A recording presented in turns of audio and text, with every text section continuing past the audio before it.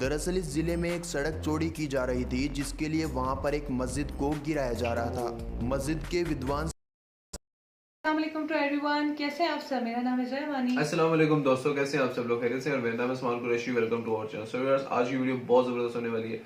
असदुद्दीन अवैसी साहब की लाइफस्टाइल है, बायोग्राफी है, बहुत कुछ है। तो व्यूअर्स, ये तो आप लोगों के लिए बहुत मजे की वीडियो और व्यूअर्स हमारे लिए भी बहुत नॉलेज वाली वीडियो। सो व्यूअर्स, हमारे असदुद्दीन साहब मोस्ट फेवरेट हैं।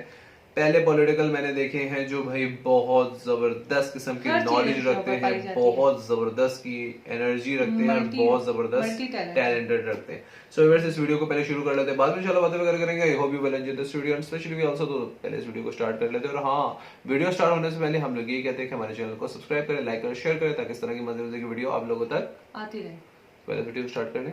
एक तो लड़कियों के ना स्टाइल नहीं खत्म होते असदुद्दीन ओवैसी को अक्सर आप लोगों ने देश के मुसलमानों के हक के लिए लड़ते हुए देखा होगा, और शायद इसीलिए असदुद्दीन ओवैसी को मुसलमानों के नेता के तौर पर भी पहचाना जाता है। ओवैसी हमेशा से भारत के मुसलमानों की तरक्की के लिए जोर देते हैं, और इसके अलावा जब भी देश में किसी भी तरह का कोई विवाद होता है तो ओवैसी हमेशा अपनी राय उस पर जरूर देते नजर आते हैं। और इसी के साथ असदुद्दीन ओवैसी हमेशा से ही बिना किसी के डर से अपने विचार लोगों के सामने भी प्रकट करते हैं। और वहीं सरकार द्वारा लिए गए कई फैसलों के खिलाफ भी आपने असदुद्दीन ओवैसी को बोलते हुए देखा होगा। आखिर कौन है ओवैसी, उनके राजनीतिक सफर और उनके जीवन से जुड़ी महत्वपूर्ण जानकारी जो आज हम आपको बताने वाले हैं, और साथ ही बताएंगे कि वो कैसी लाइफ स्टाइल जीते हैं। सबसे पहले बात करते हैं ओवैसी के फुल नेम और निकनेम की। ओवैसी का पूरा नाम है असदुद्दीन ओवैसी, और आमतौर पर इन्हें लोग असद भाई के नाम से भी जानते हैं। असदुद्दीन ओवैसी का जन्म साल 1969 में एक राजनीति से ताल्लुक रखने वाले परिवार में हुआ था।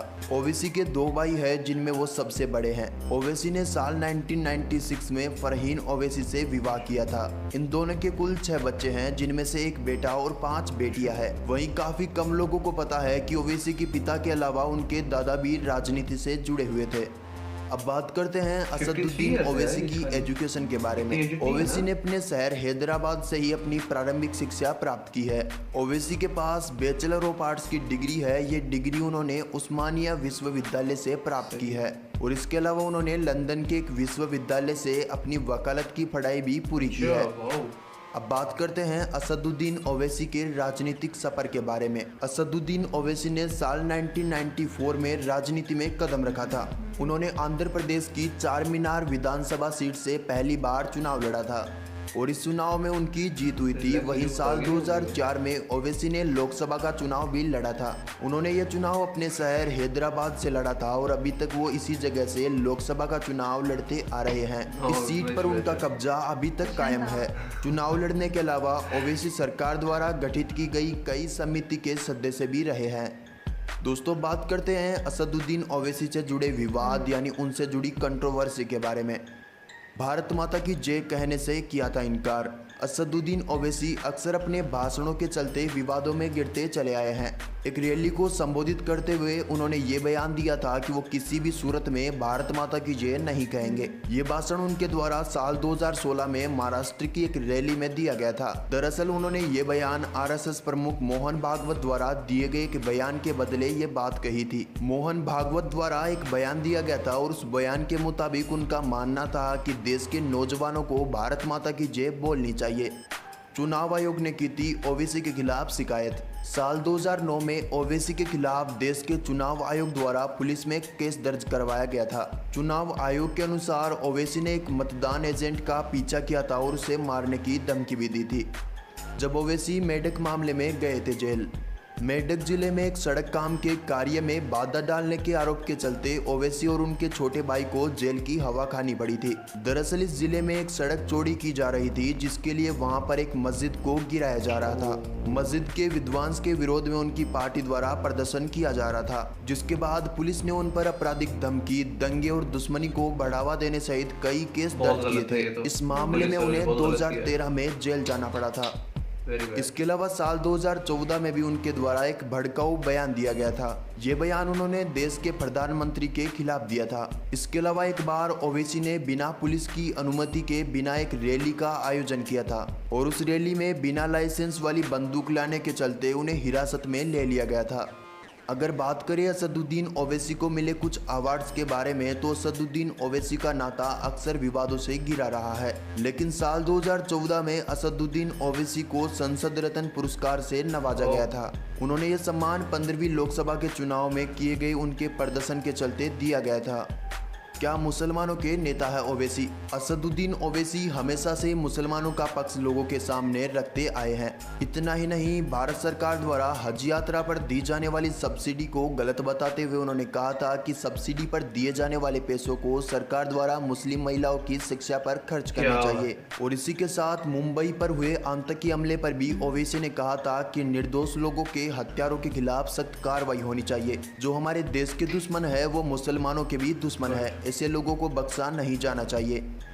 अब बात करते हैं असदुद्दीन ओवैसी की physical status and more information के बारे में। ओवैसी की हाइट है 5 फीट 9 इंच और इनका वेट है 70 kg। ओवैसी की नेशनलिटी है इंडियन और इनका रिलीजन है इस्लाम। अगर बात करें असदुद्दीन ओवैसी की हॉबीज़ के बारे में, तो उन्हें बॉक्सिंग, बाइक चलाना, हिस्ट्री और रिलीजन से जुड़ी बुक्स पढ़ना भी पसंद है। अगर बात करें असदुद्दीन ओवैसी की नेटवर्थ के बारे में, तो उनकी टोटल नेटवर्थ है 25 से 30 करोड़ रुपए। दोस्तों, बात करते हैं असदुद्दीन ओवैसी की कार कलेक्शन के बारे में। असदुद्दीन ओवैसी के पास कई महंगी कारें हैं, जैसे कि range rover, Fortuner, Scorpio, Pajero जैसी कई कार उनके पास है। और इसी के साथ ओवैसी को कार से ज्यादा बाइक का भी खूब शौक है। उनकी फेवरेट बाइक है रॉयल एनफील्ड और बिना सिक्योरिटी के अपने बाइक पर कई बार सवार होकर निकल जाते हैं। दोस्तों, अगर बात करें असदुद्दीन ओवैसी के हाउस के बारे में, तो आप उनके घर की तस्वीरें देख सकते हो।